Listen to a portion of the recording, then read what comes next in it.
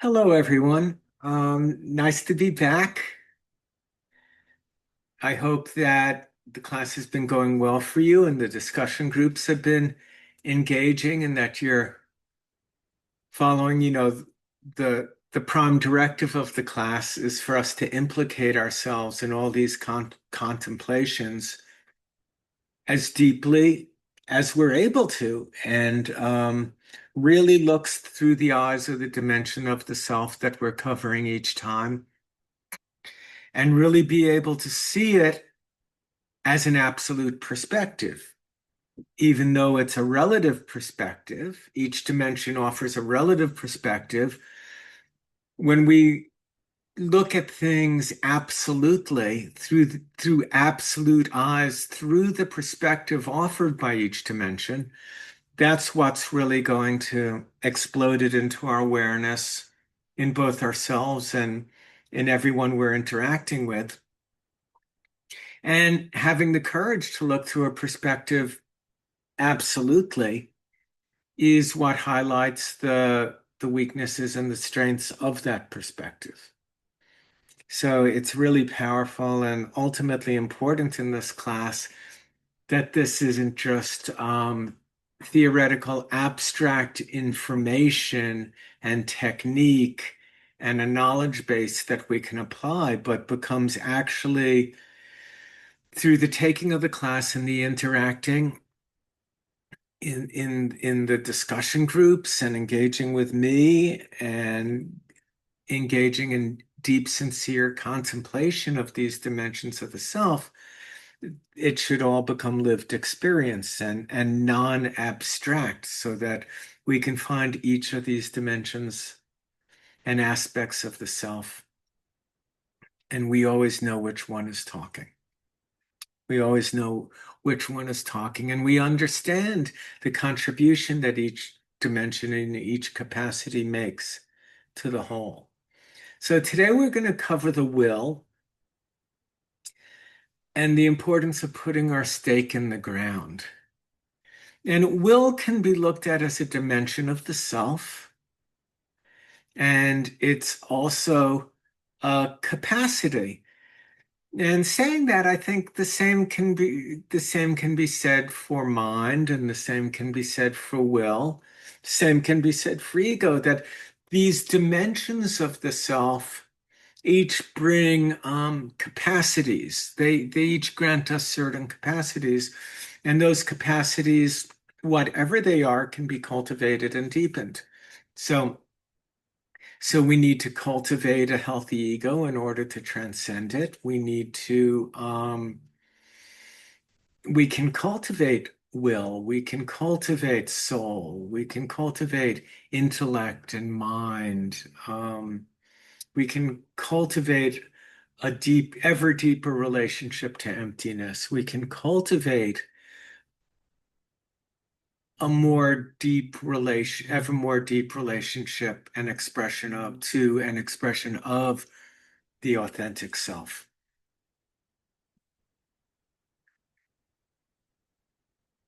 So here we're looking a little bit at the physiology, and I cover this this is covered in detail in Nourishing Destiny in the chapter on will that you'll be reading or have read for this module.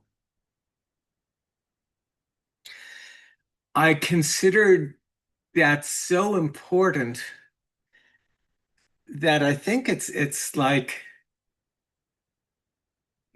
the second or third chapter of the text. I'm just looking it up here in the index. I mean, in the table of contents. Yeah, it's actually the fourth chapter of the text.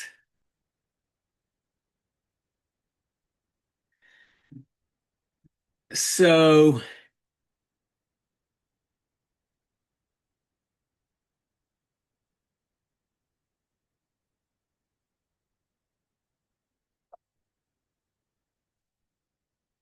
Sorry for this pause.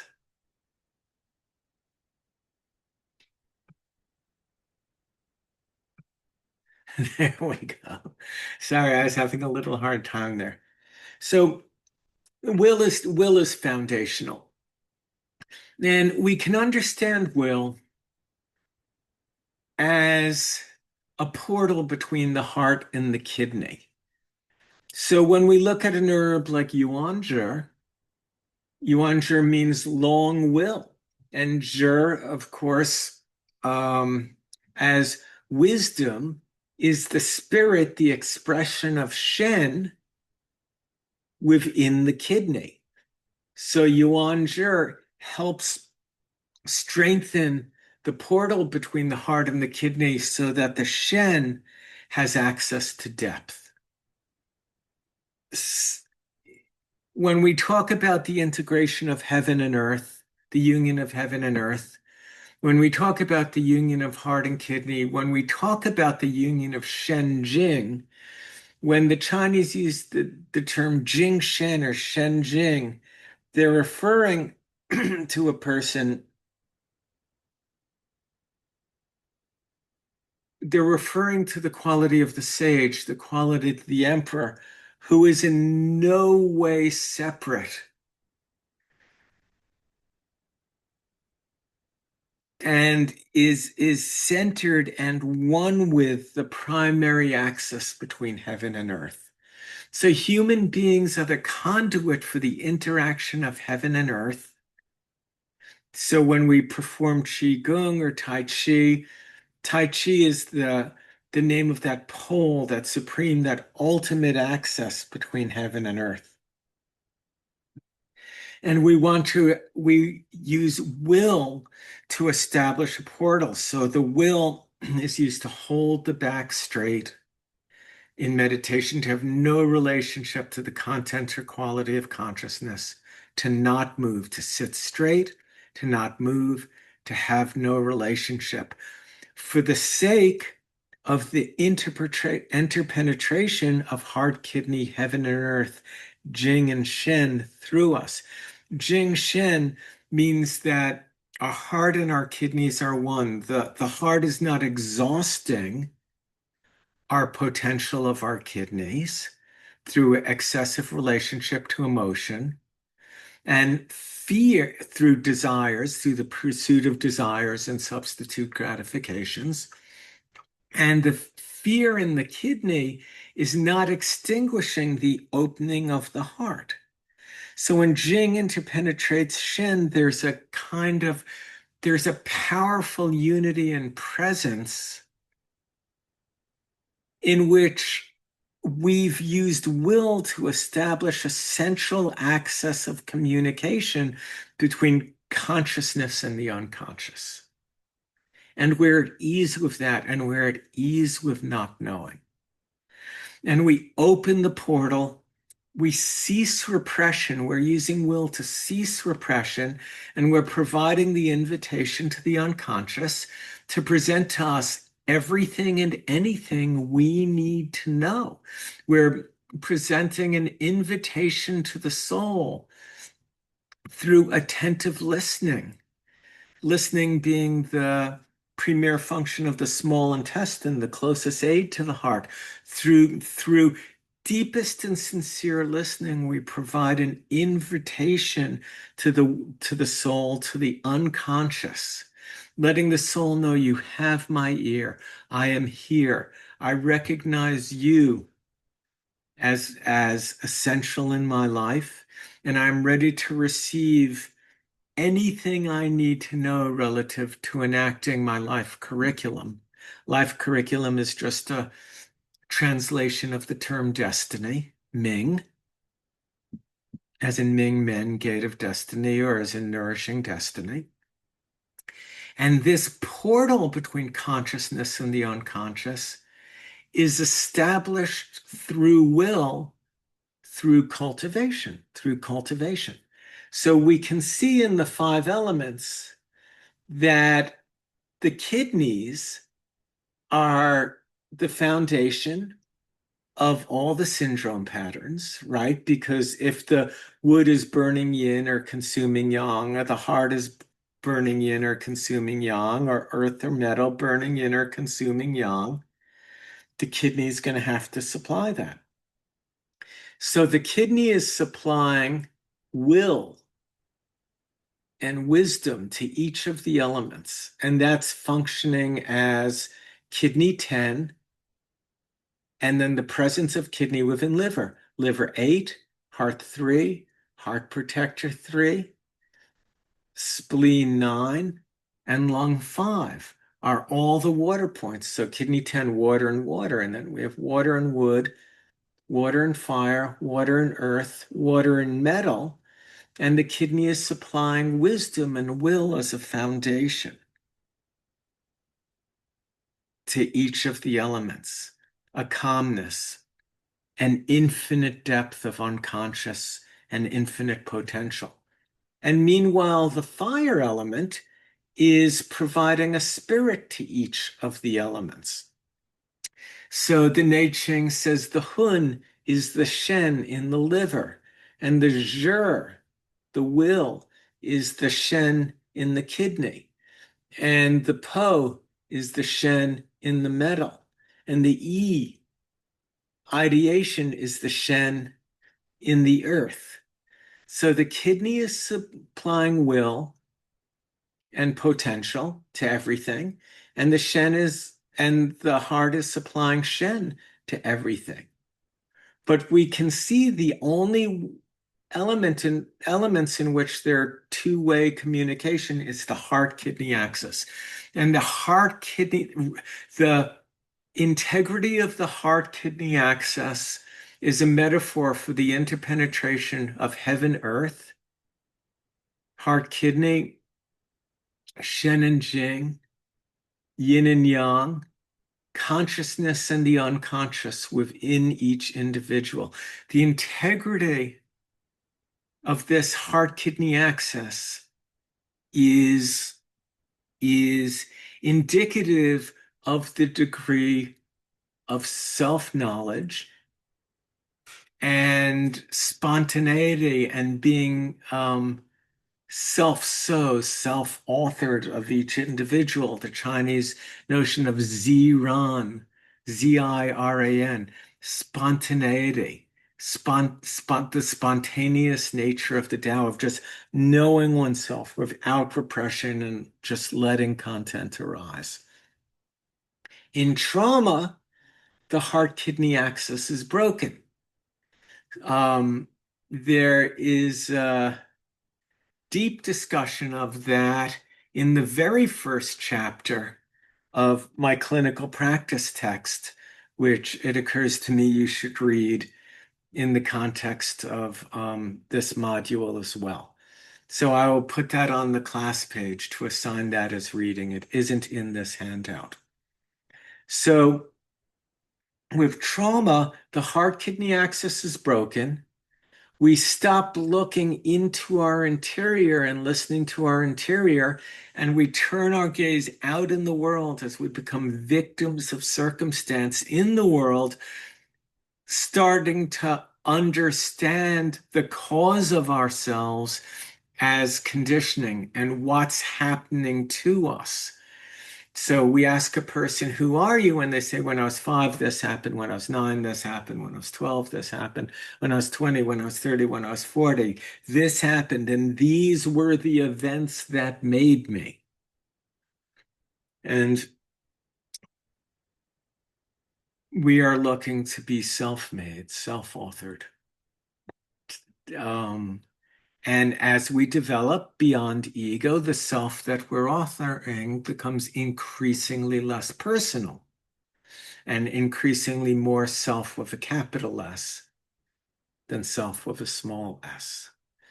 So in shock and in trauma, the heart-kidney axis breaks, the mind turns outward, sees the cause of itself as events in the world, starts repressing the interior, and will is the path back through using the will to reestablish a connection between consciousness and the unconscious, rectified the purpose of healing, which is why it's the first chapter. Taking my entire red book could be understood and should be understood as a text on using medicine to take people out of shock, restore original nature, and lay the foundation for my third book, which is how to use medicine to get people to evolve, to develop.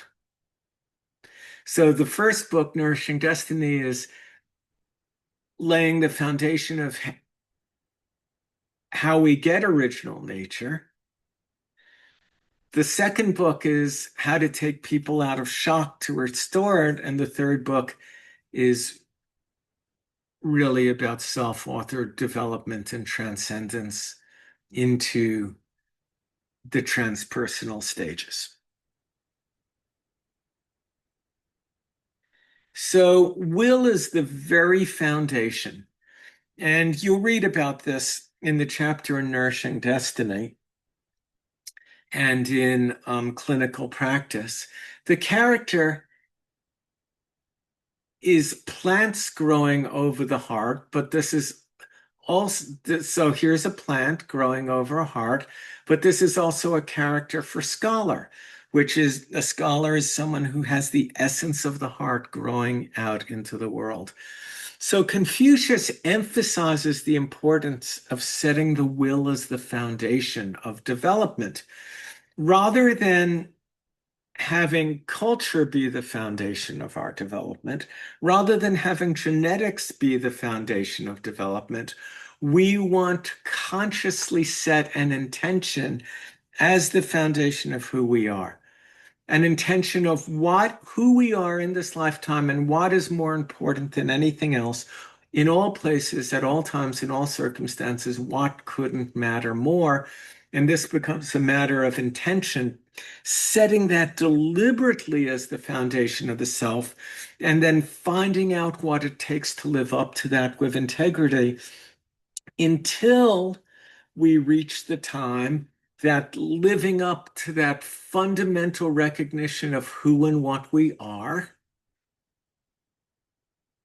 becomes a choiceless choice, becomes habit, becomes a positive habit. And we come to a point where we increasingly spontaneously act from a profound integrity to the deepest recognition of who we are and why we're here. So Confucius says at 15, I had my will set bent on learning. At 30, I stood firm. At 40, I had no doubts. At 50, I knew the decree of heaven.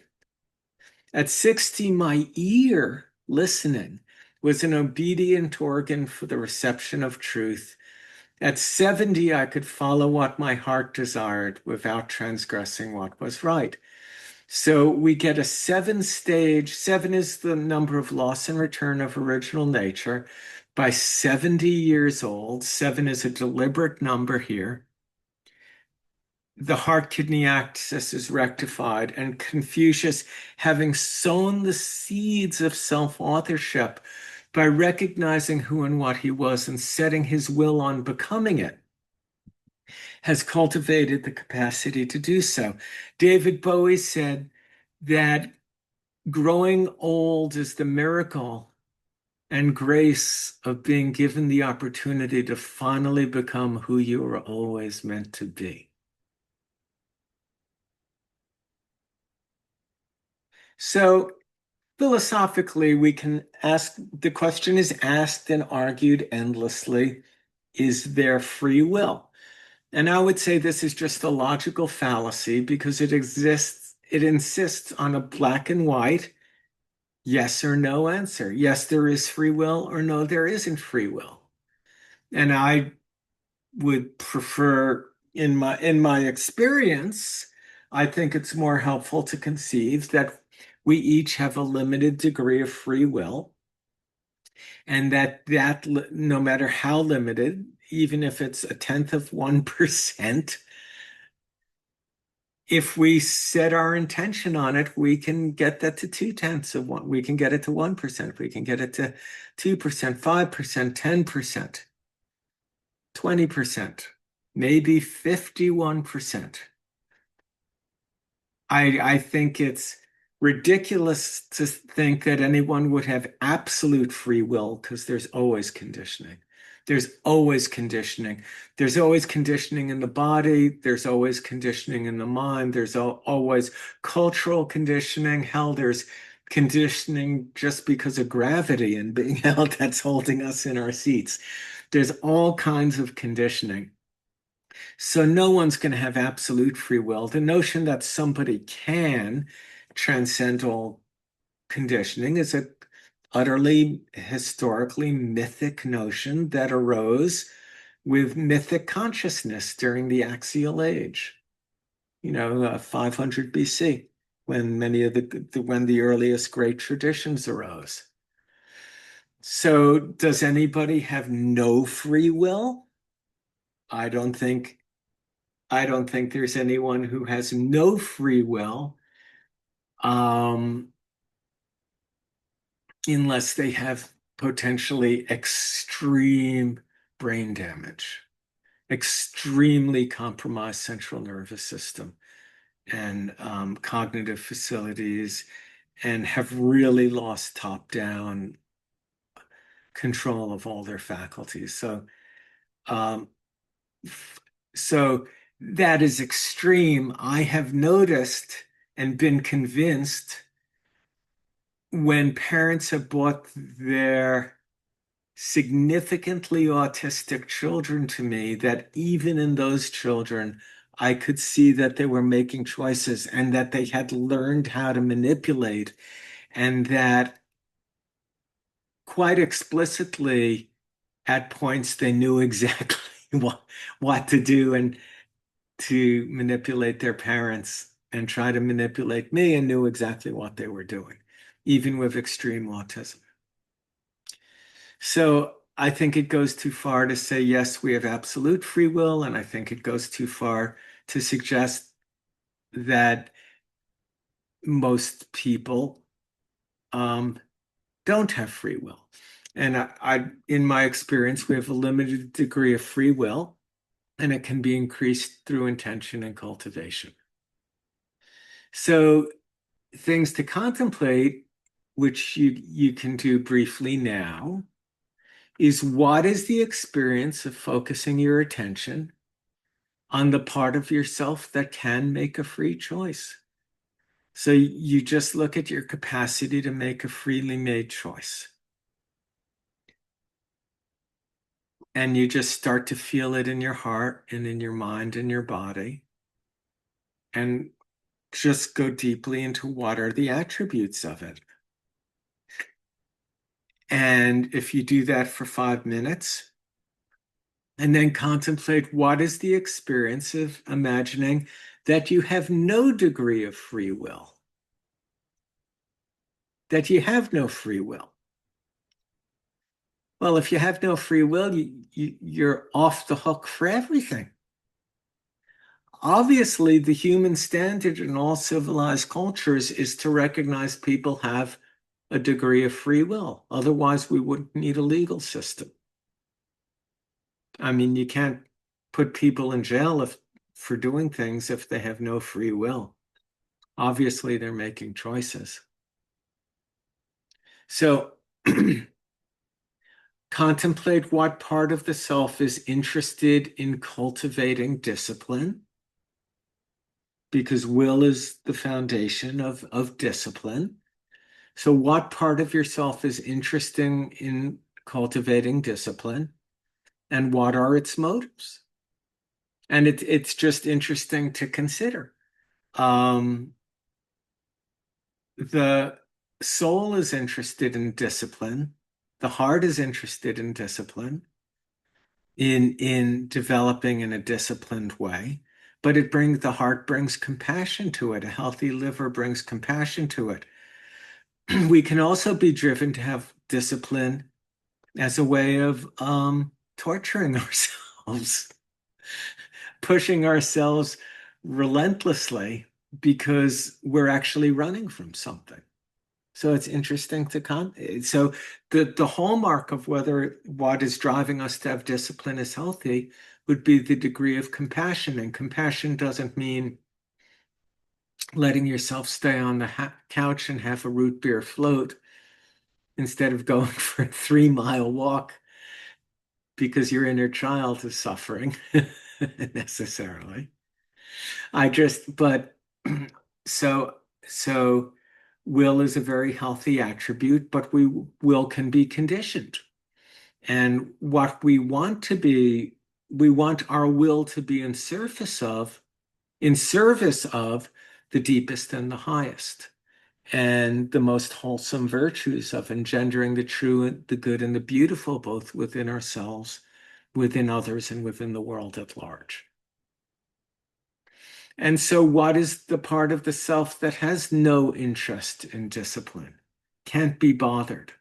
And what are its motives, which are generally self-centered, in a negative kind of way, in the ego's way of creating inertia. The ego loves spiritual endeavors. Right? It loves spiritual cultivation. It loves Tai Chi and Qigong. It loves meditation. It loves ayahuasca. It really loves tantric sex. It loves all of it right up to the point that the practice might lead us to actual transcendence of ego. And so ego tends to engage in all these things as hobbies to the point they feel good, always stopping just short of taking these practices, and taking ourselves seriously enough to actually see through the facade of a separate, independent, and superior self-sense.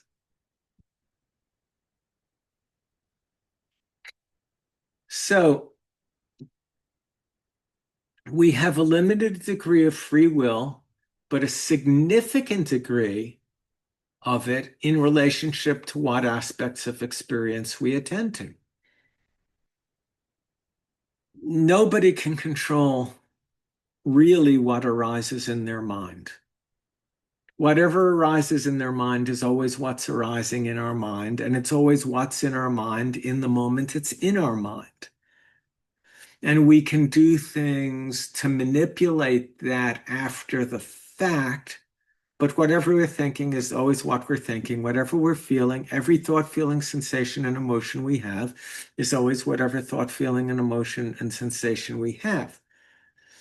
So if we have a correct philosophical view of our experience of thought, feeling, emotion, and sensation, then it is a non-victimized view in which we let because we're not repressing, we let whatever arises arise, which means we're not going to get triggered by other people, and we don't need to control other people, because whatever, as an external projection of all the work we're doing to repress and control ourselves, so that we cease resenting other people for expressing what it is we won't let ourselves express, so we don't get triggered. So what we actually, in a correct philosophical view, have a significant amount of free will in relationship to is how much we attend to what arises in our awareness. So I might have an experience I think you'll all note that when an experience arises within you, when you put attention on it, the degree of attention you give something inflates its importance until it's all you can see. So an event is occurring and you've got a balloon and you're blowing attention into it, but at some time that balloon's going to get so big you can't see anything but the balloon, and you're completely immersed in this samsaric world because you've infused the thought, feeling, emotion, sensation complex with attention. We have a limited degree of free will, but a significant degree in relationship to what aspects of our experience we attend to. We attend to what interests us based on our values. Another way of saying this is we invest Shen into thought, feeling, emotion, and sensation. Shen can be translated or interpreted as interest. We invest attention into that which interests us based on our values. What we attend to grows in our awareness. What grows, we come to identify with. What we identify with, we act out of. And our actions define most significantly who we are. Karma translates as deed. So our actions define who we are and reinforces identification with the motive that initiated them, right? So if I get an experience, if I have a sensation and a motive coming from the second chakra, and it generates the idea of a physical attraction towards someone, and I start putting my attention on it, that's going to grow and grow and grow, grow and grow and grow that attraction. And I'm going to feel it more and more in my body and more in my mind. And my mind will start to make up scenarios and start to make up stories and start to create meanings and start to have expectations and fears and desires around it. And that's going to define how we behave and how we act. And those actions create our karma and then reinforce the second chakra motive that created the whole miasm of attraction and desire in the first place. Everything works this way. Everything works this way. We don't have control over the fact that a fear or desire in any given moment is arising within us. But what we can do through will and setting will as the foundation is rectify what our relationship to experience is as it arises. And will, being the heart kidney axis, is really the center of self that gives us the capacity to not be moved in the face of our experience of the objects of thought, feeling, emotion, and sensation that arise in consciousness.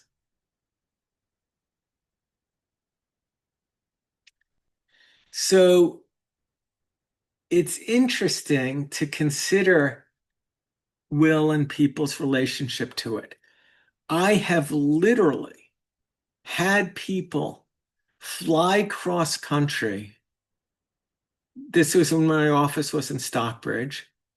Get a room at the Red Lion Inn, 100 feet from my office, and spend a week and come in Tuesday, Wednesday, Thursday, 3 days in a row to get treatments from me. And they've flown so they bought a round trip airline ticket, rented a car at Albany or Hartford Airport, drove to Stockbridge, got a hotel for 3 nights.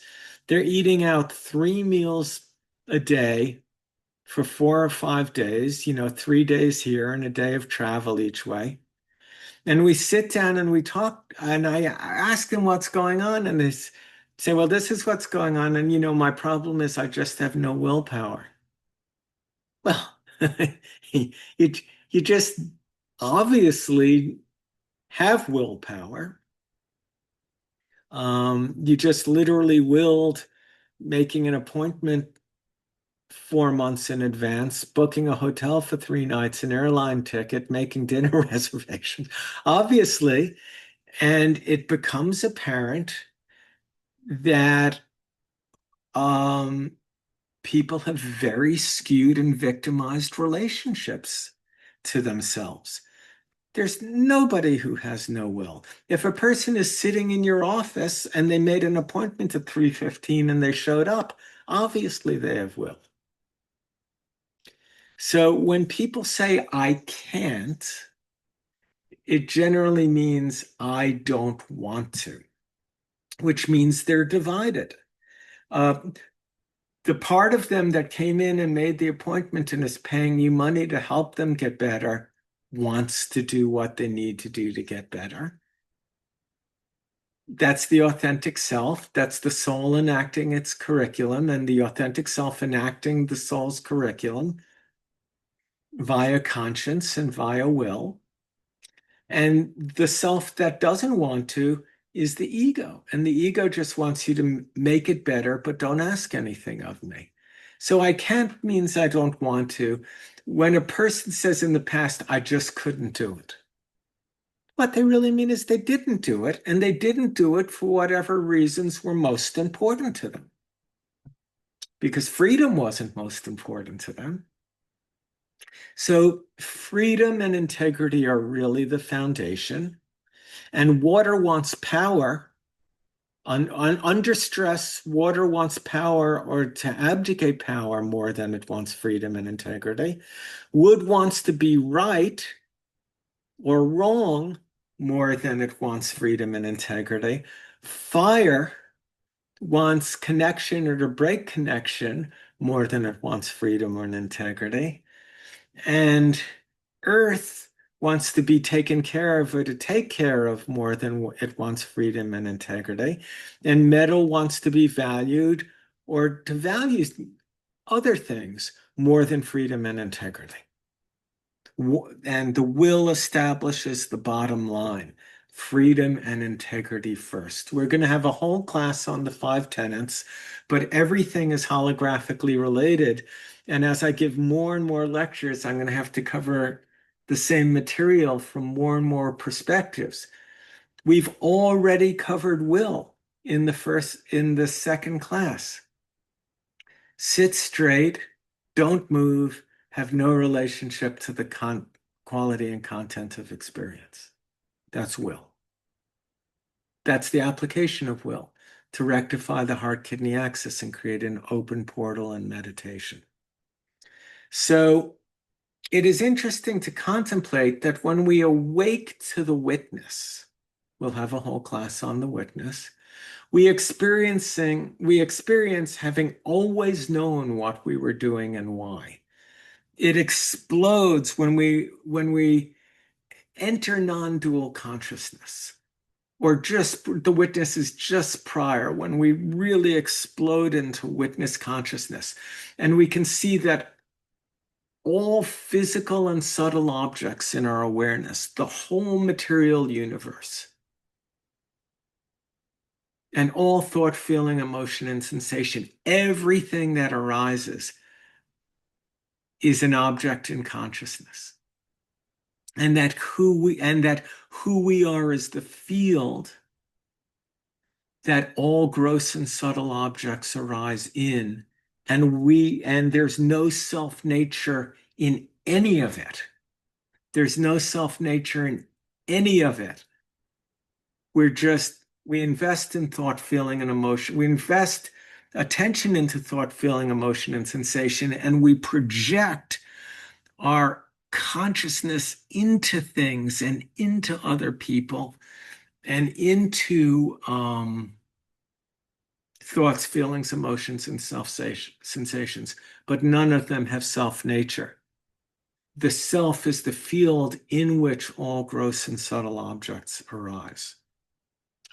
And when this awareness finally explodes in our consciousness, because we either through grace or because we have intentionally set freedom and integrity as the foundation, and we have let go of everything unconditionally. We've let go of every relationship to everything unconditionally.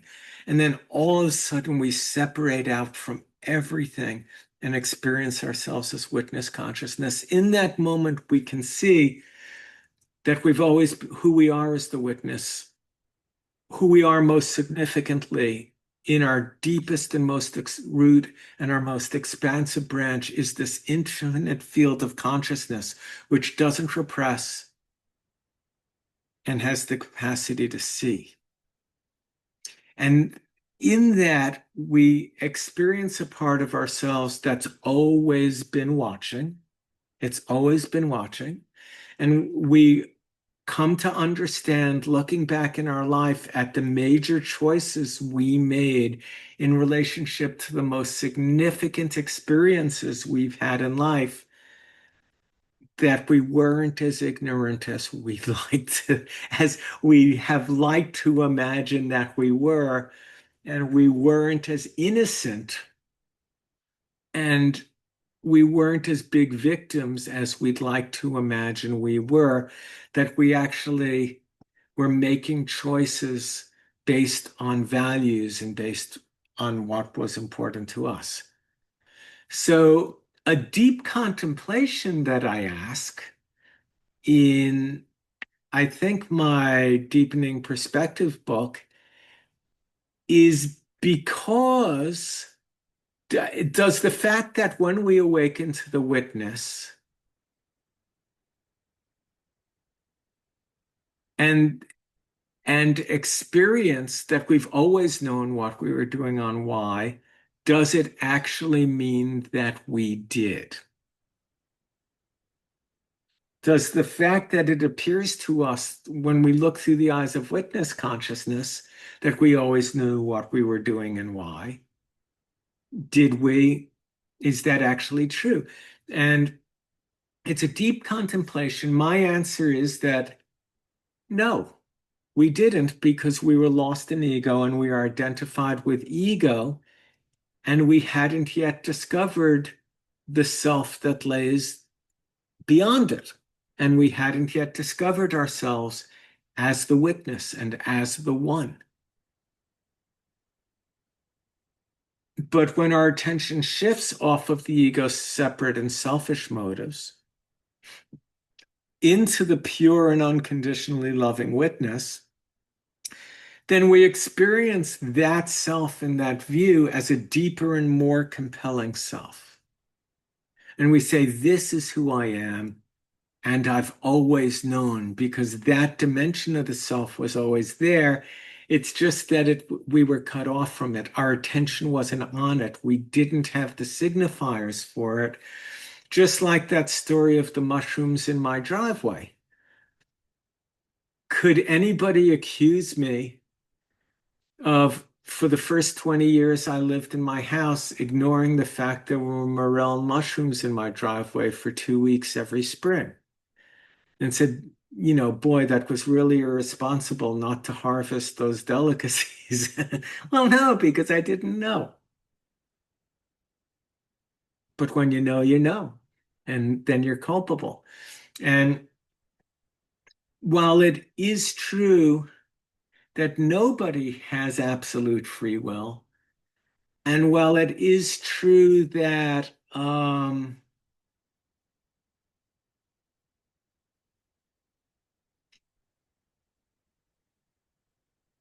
most of us are deeply conditioned and lost in a habit state of awareness, it is also, I think, true. Well, I think it goes too far to say everybody knows what they're doing all the time and why. I think it's very fair to say almost all of us know a hell of a lot more about what we're doing and why than we'd like to admit to ourselves or to other people. The ego's average view, even in people who've done 30 ayahuasca ceremonies, 5 tantric sex teachings, gotten chocolate mud packs, took hot tubs out in California with Shirley MacLaine and the whole thing, even in those people, the ego's average ideas, it's all very confusing. I'm really just getting started in this. It's all really complex, and this part of me wants this and this part of me wants that, and it's all so confusing. And I, you know, my ego is my friend, so I have to act on it because I don't want to repress my ego. So if it has a desire, it's very unhealthy to act on it. And, I can't be judged. And this is the whole postmodern mess of conflating relativism with pluralism. Pluralism is the capacity to hold many points of view simultaneously, which is wonderful and highly advanced. Relativism is the habituated belief that every point of view is relative and no point of view is higher than any other point of view because they're all just points of view. And thus, every dimension of the self has a voice and is equal. And in postmodernism, we awaken to the inner collective of all the voices.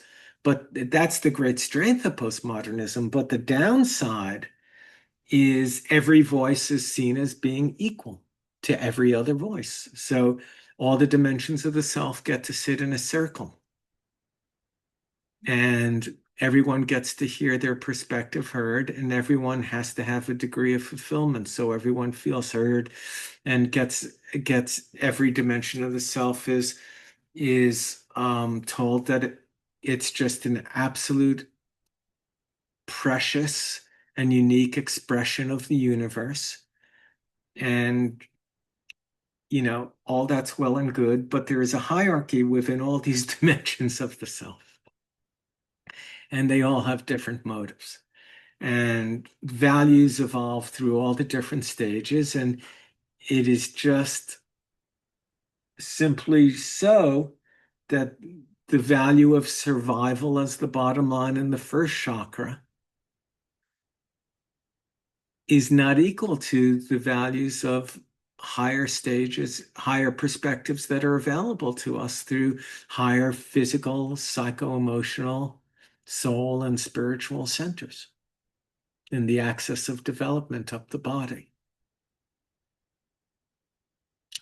So my insight is that people know a lot more about what they're doing than they'd like to admit to themselves and others. The ego buys time by telling themselves, ourselves, that it's all so confusing and I need more time to get clear, which generally means my soul wants this and my ego wants that, and I'm not willing to make a choice.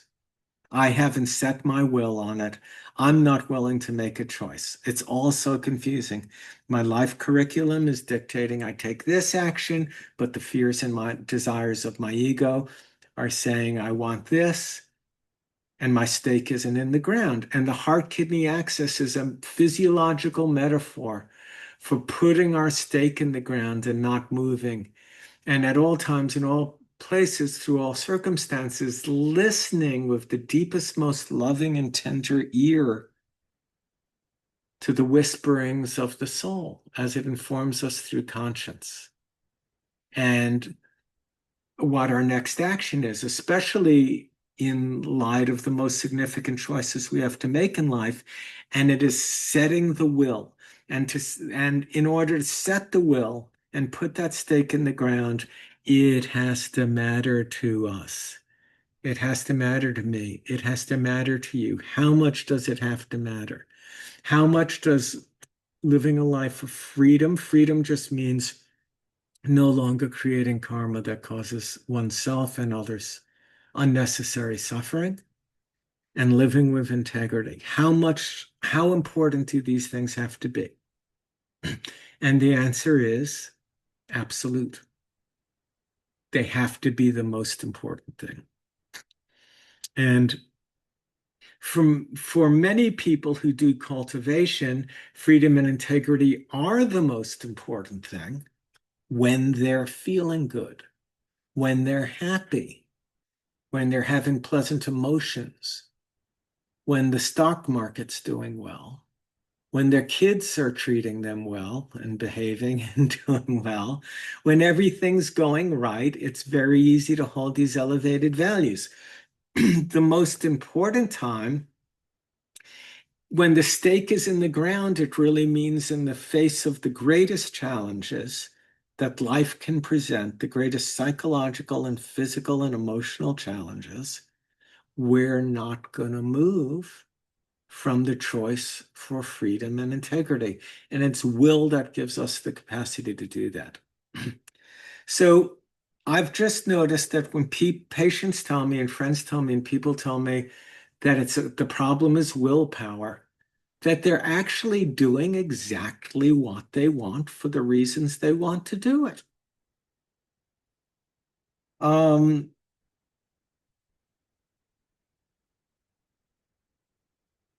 so people will excuse themselves for not having willpower when it comes to eating the wrong food, not exercising, and engaging in any number of unwholesome activities. But if you make the point to someone, if a patient says, I know we agreed I'm going to lose weight and I've got to lose weight, and you're 6 months or 6 years or 12 years or 20 years or 30 years into treatment with this person, and I'm not exaggerating, and they haven't done it, and they say, well, I went to my sister's wedding this week and then I just couldn't not, have 5 drinks and eat 3 pieces of cake. I just couldn't. Well, they, if they didn't because they had another priority. They made a choice. Choices can be unconscious, but they made an unconscious choice. And there was someone choosing. There's always someone choosing. Every action, there's someone choosing every action, every movement of the body, every word. And we are concerned in our own self-development as well as in our development as healers and physicians, what dimension of the self is moving the body and and choosing the words. And what are its motivations? And this course should help sort that out. If you make the point to someone, well, when they're saying it was my hormones made me did it, or I had these strong, I just couldn't, I just couldn't, I just, I got triggered and I couldn't. If you say to them, well, if you came home and found your partner in bed with two 18-year-old, choose your gender, two 18-year-olds, and they said to you, sorry, I had this, it was hormones, I just couldn't. I had no choice. I just couldn't. Well, I don't think most people would buy that. If you found out your accountant was stealing from you and they just said, sorry, I just couldn't.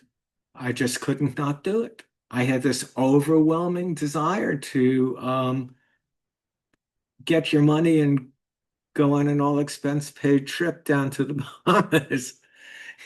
I don't think many people would say, oh, yeah, I totally get it. I mean, I was that way at my sister's wedding last weekend. We're all making choices. So these two insights, people generally know, people are always doing what they're doing for whatever reasons they're doing them for. And people know a lot more about what they're doing and why than they'd like to admit to themselves or others, because if they admitted it to themselves and to others, they could be held accountable.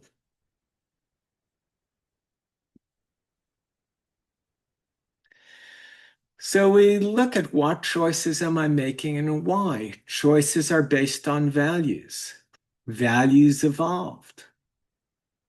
Every stage in development has access to the core value of goodness, of truth, of beauty, of love. Every single stage, from the newborn infant all the way up to the fully realized stage.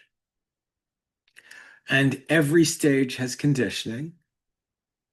And the direction of development is toward increasing care an increasing embrace of other as self, an increasing capacity to cognize and respond to complexity with nuance as we go up the line. And each stage has its views, values evolve.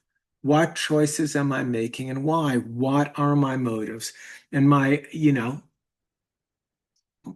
I don't know how many people, only a few people have ever gotten back to me and said they read my green book from beginning to end. It is a book to read in order from beginning to end, and I guarantee it will be profoundly transformational.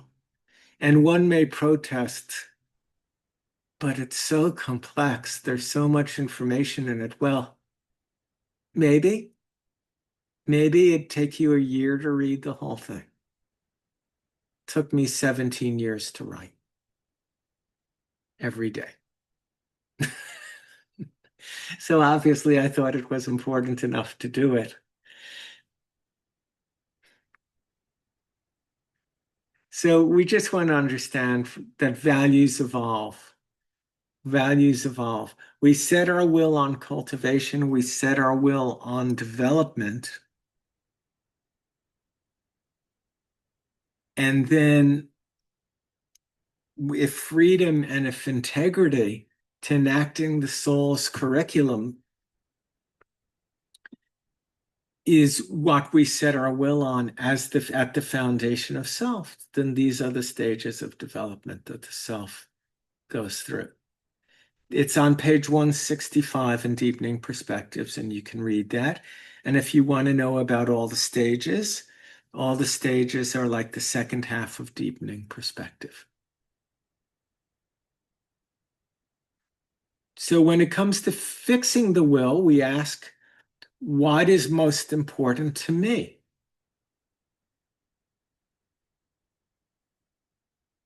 What is the most important thing in my life?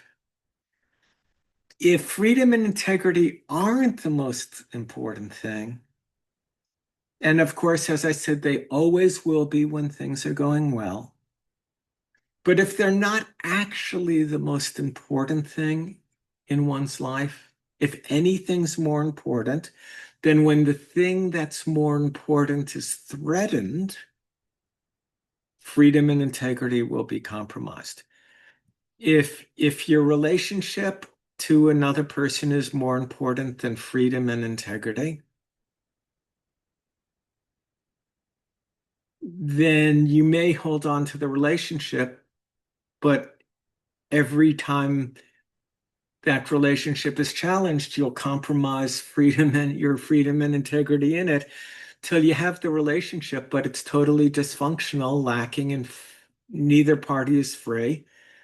And the relationship has no integrity. So you essentially have something you've compromised your life curriculum, your destiny, your soul to hold on to something, to hold on to the form of something which has completely lost its any value that it could potentially have had.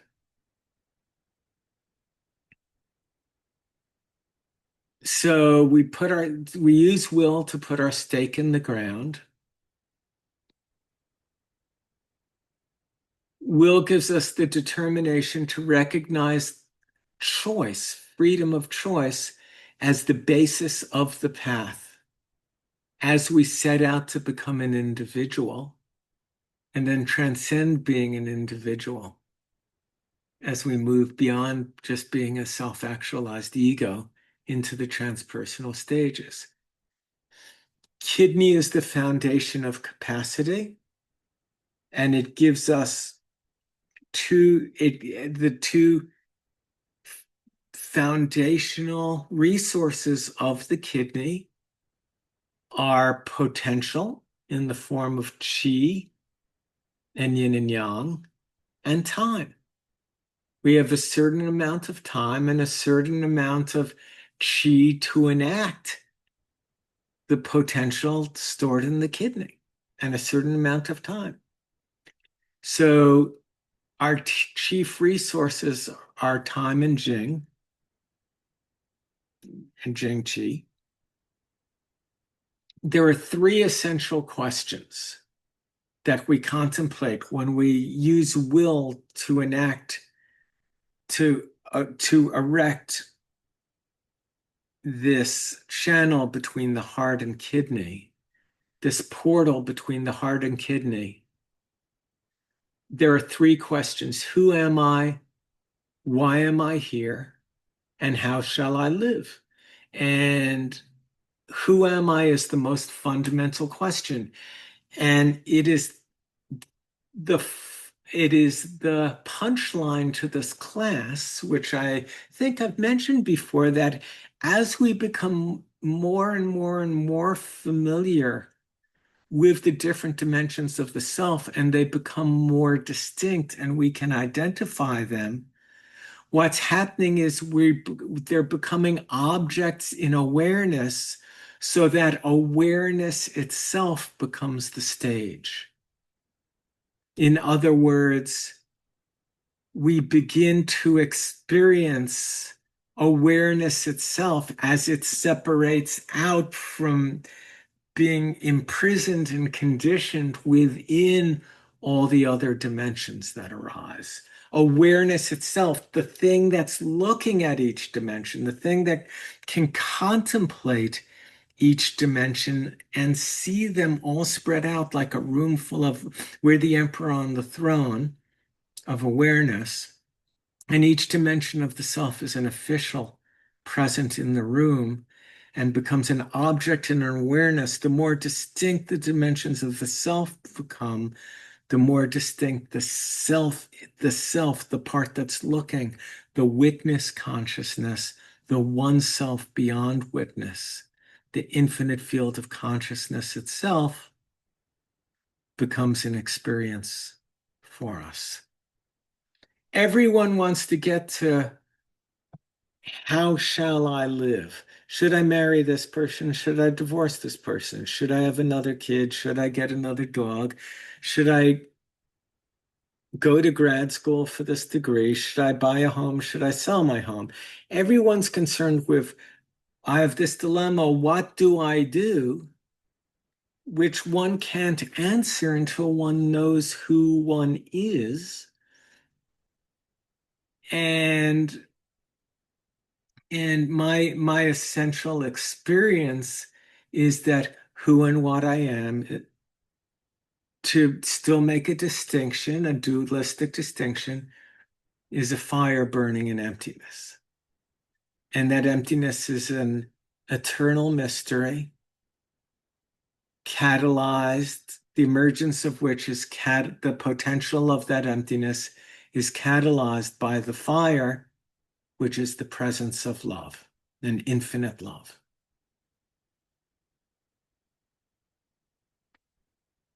So we can question, what has been my fundamental motive in life? And for most of us, it's been survival, getting a roof over our heads, getting good food, having enough sex, getting a good car. We've all been very, very, very, very, very concerned with that. And then the question is, what do I want it to be? Because survival is just Karl Marx view, means of production. Karl Marx was the main elaborator of the basist view, which he put at the foundation that everything's means of production. And that leads to materialism and ultimately, anal fascism, sadism, anal sadism. So what do we want it to be? We want it to be evolution. So our motive has been survival. Our motives have been survival for chakra, sexual, second chakra, power, third chakra, belonging, fourth chakra, becoming an individual, fifth chakra.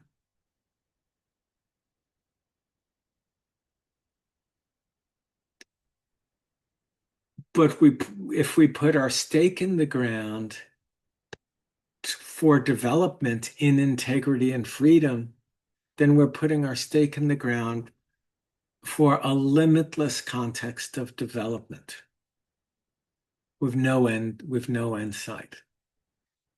And so evolution occurs up to a certain point in development of its own accord.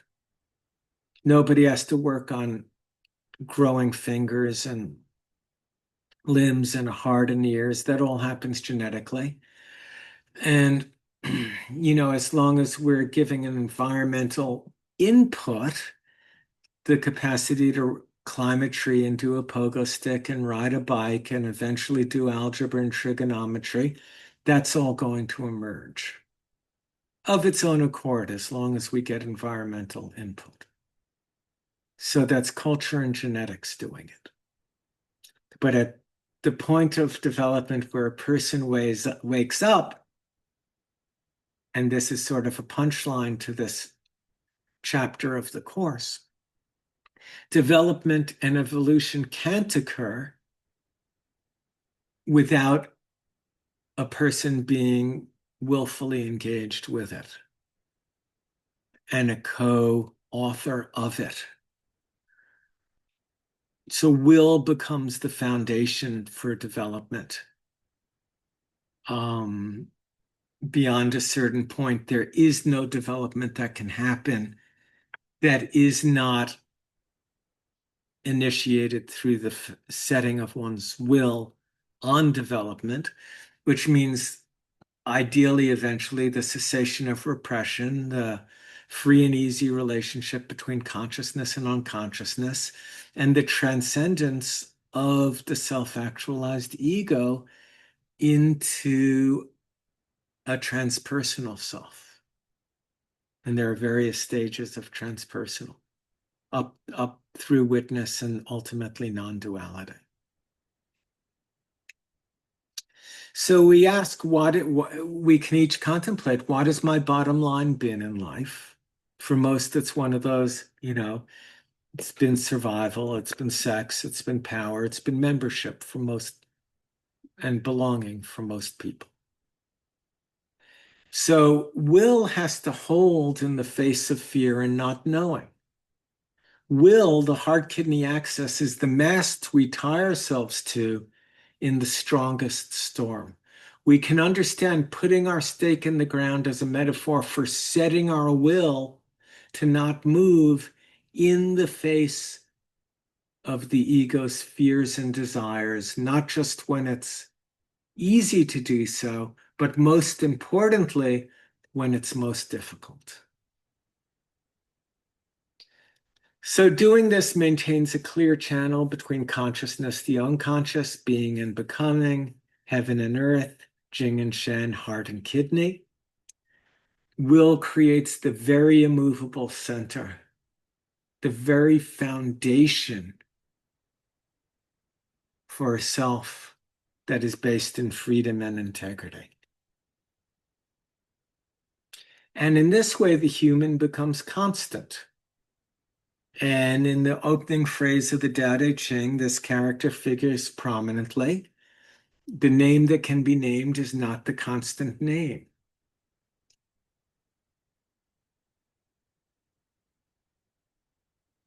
So the constant is that which does not change. And in setting the will as a foundation, which means setting the will on freedom and integrity, which means rooting out all habit within us, all conditioned habit on a scale from the gross, like biting one's nails or drinking or sex or gambling or whatever, materialism, rooting it out to transcend and develop higher emotions and higher values and higher virtues. And it means becoming ultimately reliable and trustworthy to the degree that one's mere presence becomes the destroyer of cynicism and self-doubt in others, that who one is through resonance, activates the authentic self in others so that each authentic self, beyond all the person's resistance and mind's conditioning, becomes activated within in a way that the individual starts to lose their cynicism about their capacity because you've done it. And that means we have to be willing to pay the price to do whatever we need to do to overcome what we need to overcome, not just for the sake of our own comfort, but for the sake of everyone and everything we exist in relationship to. And setting the will as the foundation for doing that.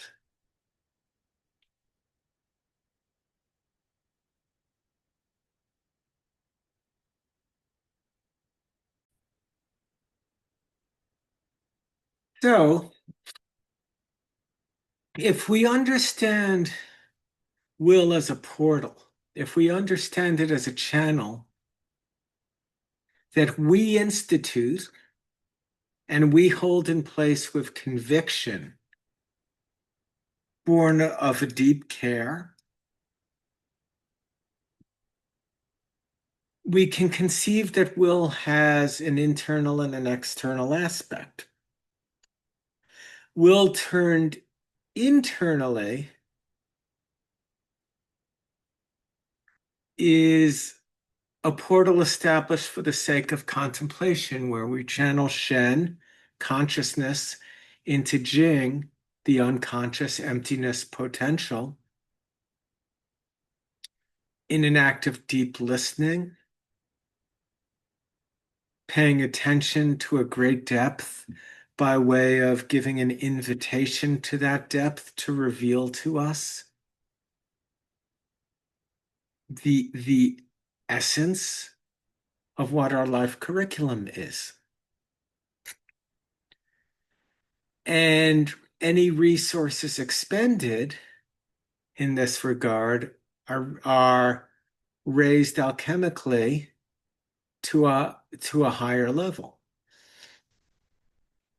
yielding the fruits of self-knowledge, dignity, integrity, and will directed internally makes an outside that is soft, which means our demeanor tends to be soft in the world. There's care, there's humility, there's compassion. And the physical body, through cultivational exercises like Qigong and Tai Chi, meditation, the outer dimension of the physical body gets soft, but the inside gets strong. The outside of the inside are the physical organs get strong.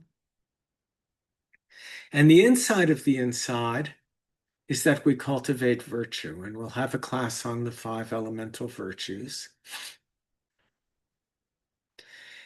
Will turned externally is that we use ambition directed toward materialism to establish a portal to draw on our deep inner resources for the sake of material gain in the world.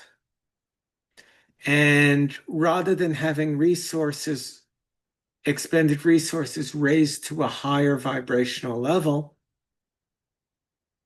resources are depleted.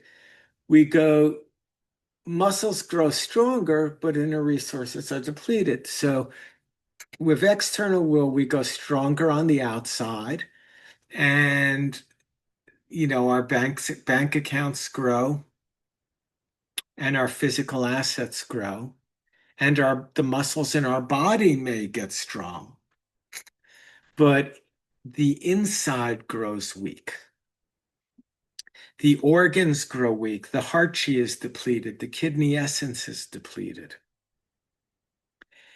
And that's the outside of the inside. And the inside of the inside grows weak to the degree that we are using our external will in the world to protect ourselves based on fear and desire, to grow assets, to for material gain in the world, and to strengthen the physical body, to the degree we're doing this to run, to pursue desires and run from deep-seated fears as an act of displacement, putting all our energy into exercise or work as a way of avoiding having to face what we need to face for the sake of cultivating depth, then the outside grows hard, seemingly strong, but the inside grows weak.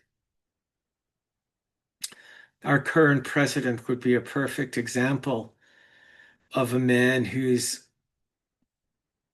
by any measure of material success, as successful as any human could be, president of the most powerful nation on earth and a billionaire many times over.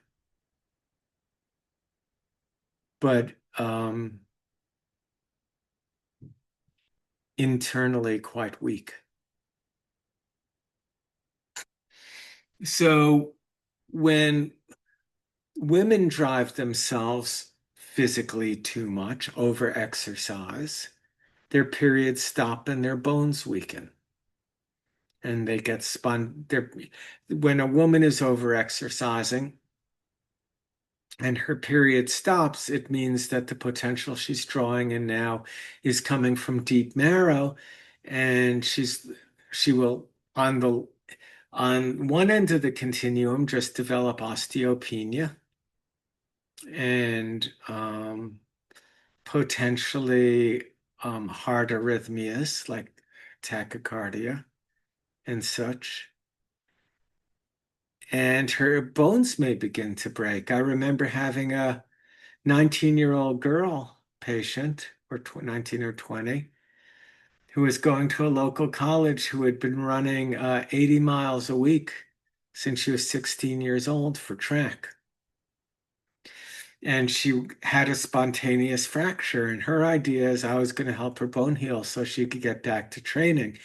And when I told her, you should never do this kind of training again, she got furious with me and canceled her appointments and never came back. And people just want the pain to go away. But when a woman exercises so much they lose their period, they're drawing on deep reserves in marrow now by using their will to push, and that's going to really weaken the bones and over time the heart as well. And and what happens to men is they look super strong. I remember a 50-year-old gym teacher, 45, 50-year-old teacher at my high school who looked like a Marine. I mean, he was built. And he was playing on the handball court one day with a student and dropped dead in the middle of the school day. The heart just gave out from overexercise. So we are interested there. What overexercise for a woman is at the point they begin their period begins to be erratic. And overexercise for a man is at the point he starts to show those changes on his pulse relative to the kidneys and the heart, and same for a woman. So what overexercise is differs for each individual. There are absolutely people who can the Tendai monks in Japan run a 26,000-mile marathon, run 50 miles a day. I ran 50 miles twice in my life. And the first time was fine, and it took a week to recover. The second time, I don't think I ever recovered. These guys get up every day and run 50 miles for years and years, run 50 miles, next day run 50 miles, next day run. And some of these people have done the marathon 2 or 3 times. So what overexercise is for one person is different for another person based on genetic basis. So whenever we talk about doing anything to excess, we're always talking about defining excess by at the point we can determine pathological functional changes on the tongue, in the pulse, on the hara, and any way you assess.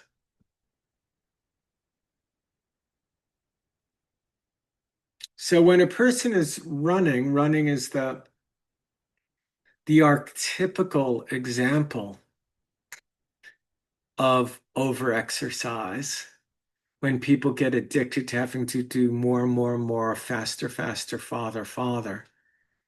And we can always ask, what are you running from? What are you running from? And we can just understand that there is a whole syndrome these days of people who overexercise. Boulder, Colorado is famous, just absolutely famous for it. And when the motivation to exercise is to not face what one has to face, what one should and must face in order to develop in a more wholesome way, when all of the dysfunctional pathological energy a person has is displaced into exercise because, in quotes, it's healthy, then a person is doing harm to themselves. And Mencius, Confucius's kind of cooler student, said, he talked all about running and over-exercising as a way of using will to deplete chi. So he says, since the will is chief and the chi is subordinate, maintain firm the will and do no violence to the chi. He's being asked this by his student. And Mencius replies, when it is the will alone which is active, it moves the chi. When it is the chi alone which is active, it moves the will. In the case of a man falling or running, that is from the chi, and yet it moves the mind.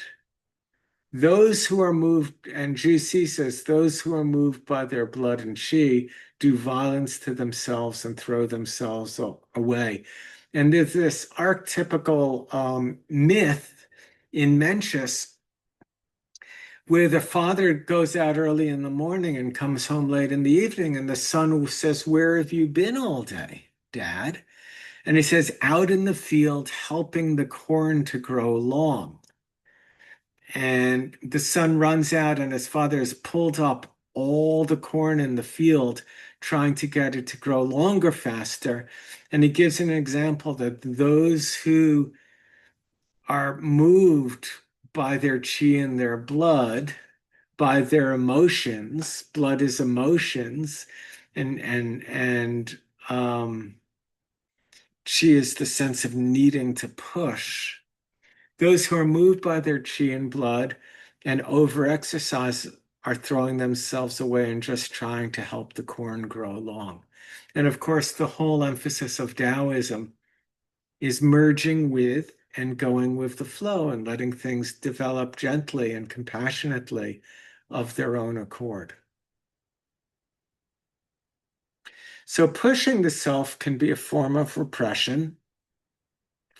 Exercise, overwork, pushing the self to extremes can be a form of avoidance and a form of repression. The question is, what are we running from? The monster under the bed that we're trying to get away from is inside. It's our own unconscious. So Buckaroo Banzai said, wherever you go, there you are. You can't get away from it. We can't get away from it. So it is just good to pause, and as part of the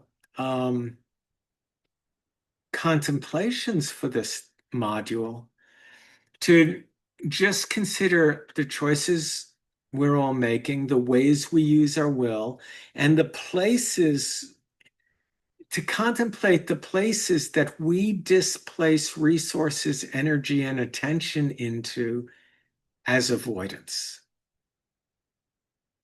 And we can also contemplate the degree to which we use our wills to push ourselves in the world toward material gain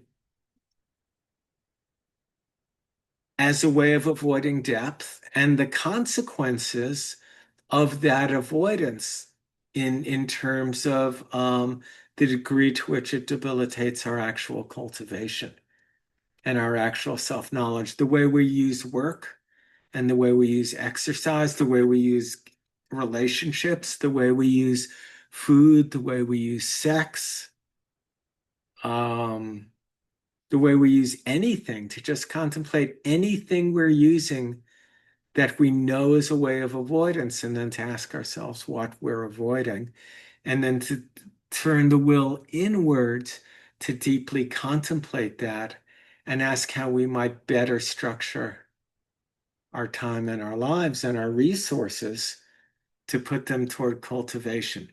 And this is not to say at all that people of certain ages and body types, by body types, I just really mean constitutional strengths. Um, it doesn't mean that people shouldn't do rigorous exercise. It's a question of why we're doing it and a question of getting addicted to it as a way of avoidance. And you can read this. I want you to just look at this chart on page 73 of Nourishing Destiny. It is in your assigned reading, and I want you to contemplate it. And the text is here below, but you can go into the book and read it.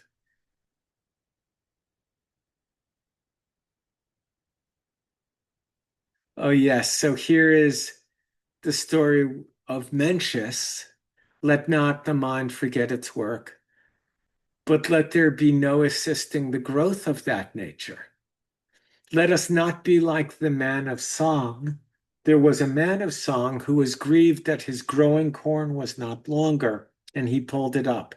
Having done this, he returned home, looking very stupid, and said to his people, I am tired today. I've been helping the corn to grow long. And his son ran to look at it and found the corn all withered.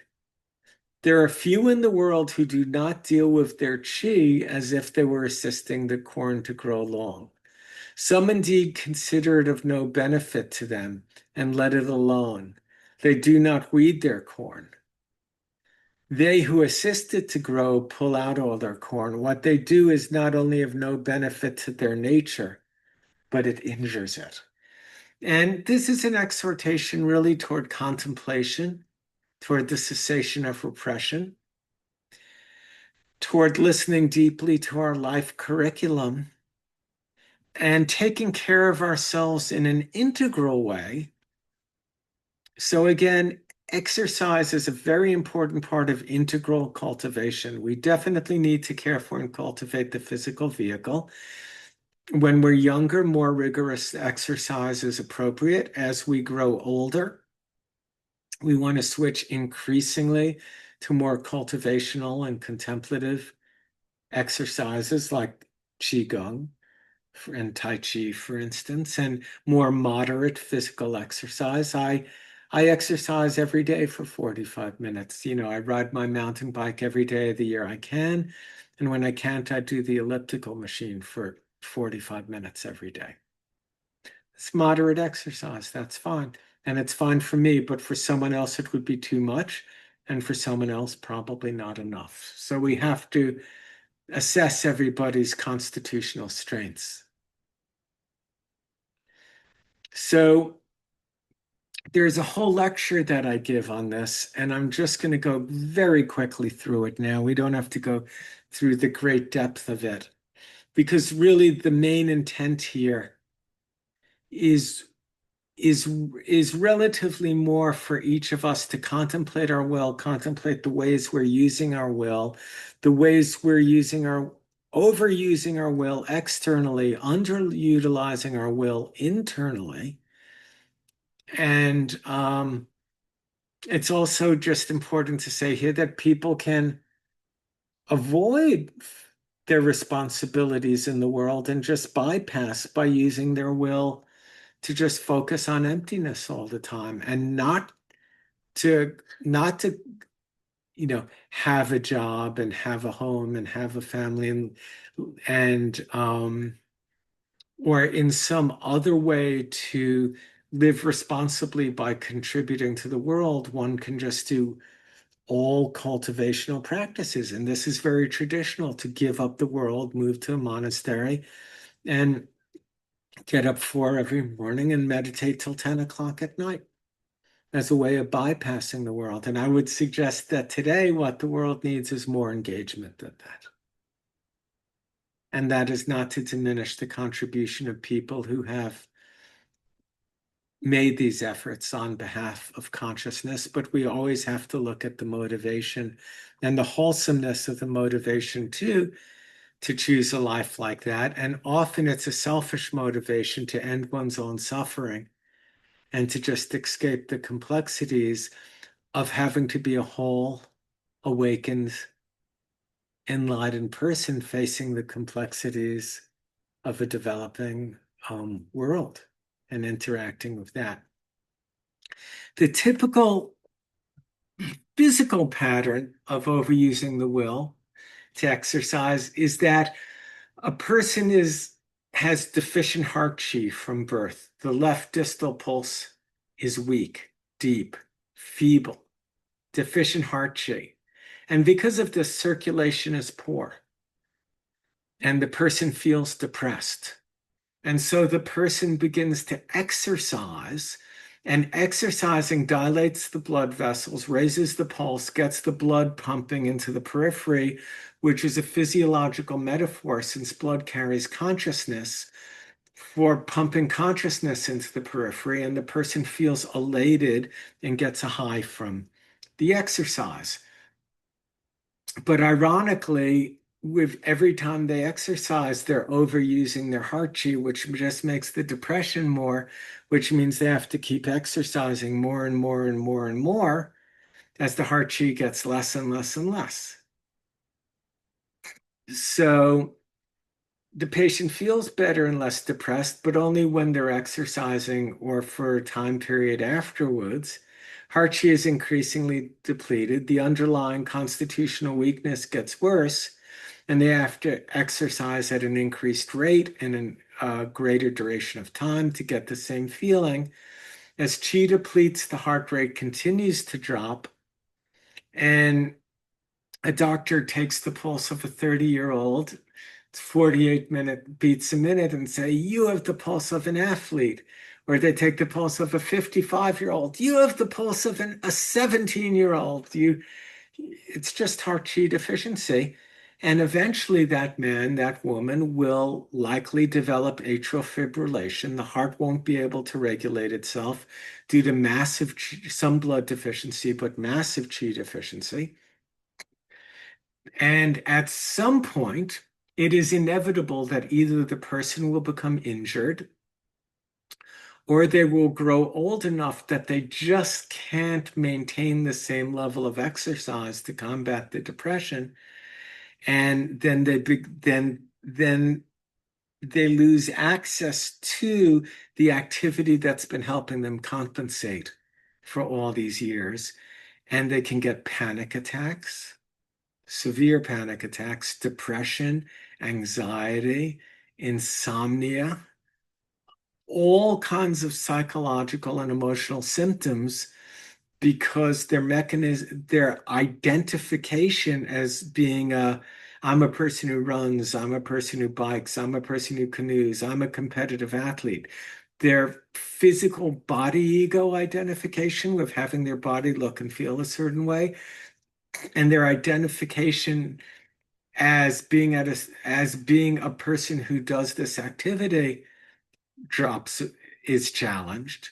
And then the ego can't locate itself in time and space without dance, without exercise. Who am I?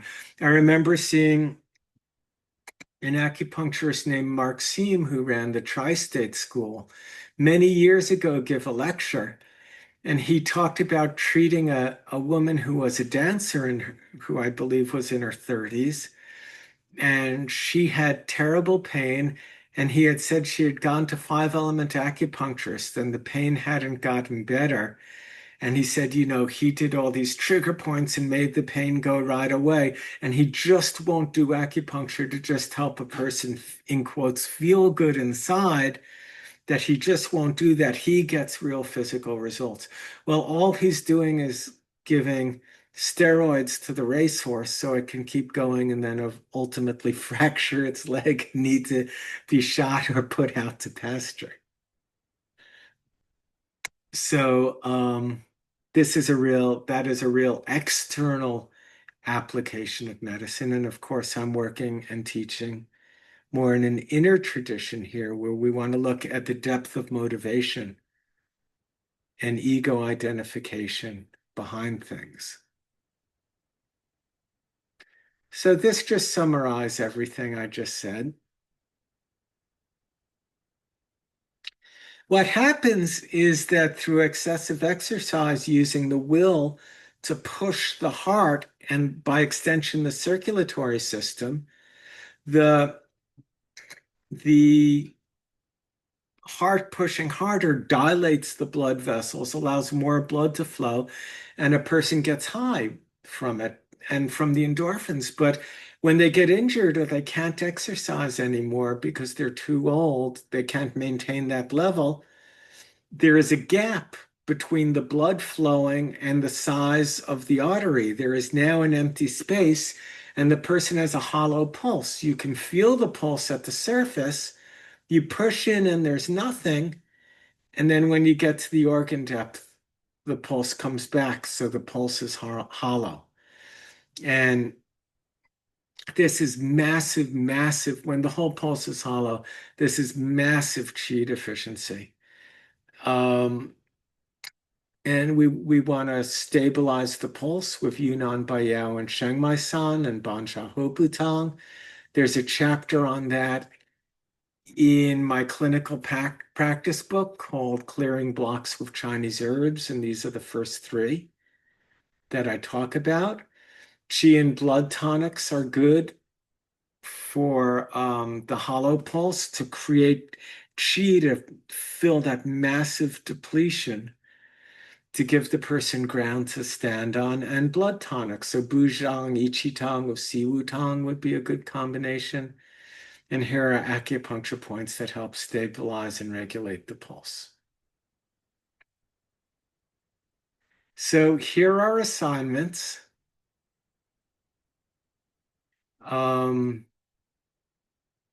Reading chapter 4 in Nourishing Destiny, reading about the will in Ming Men, page 84 to 85, in Deepening Perspectives to read the pages 265 to 267 on the relationship between agency, volitionality, and free will, and in Deepening Perspective, page 215, and a few pages after that on putting our stake in the ground. So I'd like everybody to contemplate what has been and what is my bottom line. What is my fundamental conviction? What is and has been the single most important thing to me in my life? What is the most important thing?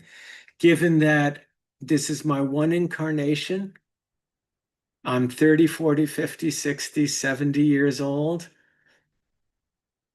And I can remember being 3. And between being 3 and now, 60, 50, 60, 70 years old, was a blink of an eye. And I can just assume between now and the moment of my death will be another blink of the eye.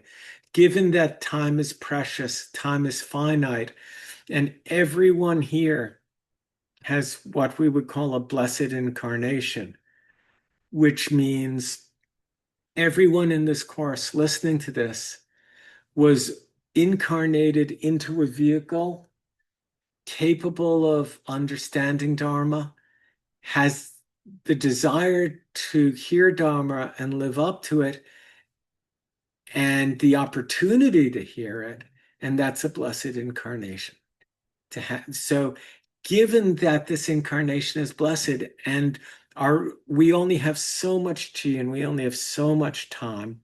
What is really, when push comes to shove, when I'm under pressure, when things get tough, what is the most important thing to me? What do I default to? And contemplate deeply. What is the deepest calling of my soul that I can intuit? The deepest calling of my life curriculum? What changes would I have to make in order to put my soul's calling first as my bottom line? What's the difference between what has been my deepest conviction, what has I have been putting first in life, and what is the difference between that and my soul's deepest calling?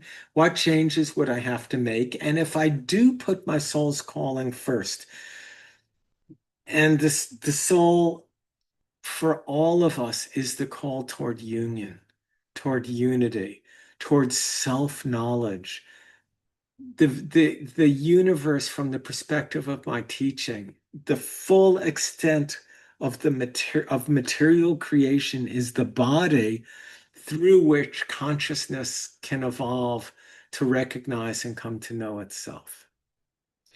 So if I recognize myself as the call to self-knowledge, and I am choosing volitionally to put that first, and to put freedom first and integrity first, to develop for the rest of my life in self-knowledge for the sake of being the wholesome influence in this world toward the true, the good, and the beautiful. If I put that first, if I discover myself as that, if I truly through introspection discover by contemplating my soul's deepest calling that something like this is who, you might use different words, but something that deep, something that moving, something that compelling is who and what I am, then what would be the consequences?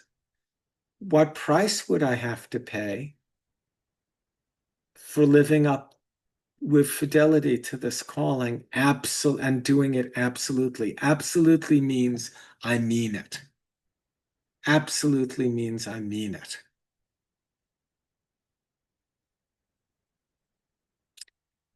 So, if we just consider and contemplate as well how our will is turned internally, how it's turned externally, and then take an inventory of where are the places in my life that clearly I'm exerting will to do what I want to do for whatever reasons I want to do it.